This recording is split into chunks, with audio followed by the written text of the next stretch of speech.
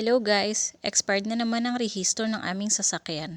Kaya dito sa video na to, ituturo ko sa inyo ang step-by-step na proseso at lahat ng nagastos.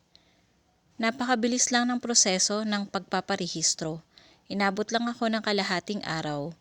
Ang nagpapatagal lang ay ang biyahe balikan from Tanawan to Lipa. Dahil ako nga po pala ay sa LTO Tanawan nag-process at dahil hindi pa po bukas ang emission center dito, kaya nila ako ni-refer sa Lipa. Ang pangalan nga po pala ng emission center ay DTD Private Emission. Nung pagdating pa lang namin, binigyan na po kaagad kami ng number ng security guard.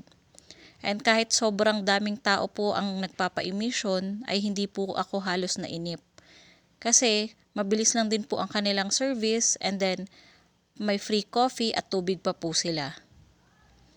At kapag nasa emission center na po kayo, ang kailangan lang po ay ang OR and CR at ang bayad po dito ay 950 pesos. Bawat sasakyan ay inabot ng 10 to 20 minutes bago matapos. Make sure lang po na gumagana ang busina, headlight, brake para pumasa po sa checking.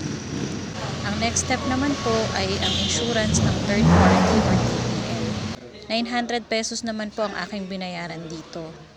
At kapag okay na po kayo sa emission center, pwede na po kayong bumalik kaagad doon sa LTO na kung saan kayo mag-process.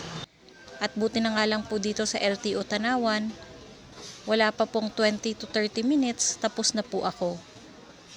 Ang akin po palang binayaran dito ay 2,400 pesos lang po. So ang breakdown po ng aking lahat na nagastos, 950 pesos po sa emission, 900 po sa TPL insurance, at 2,400 lang po bayad sa registration. So natapos din po ako sa wakas.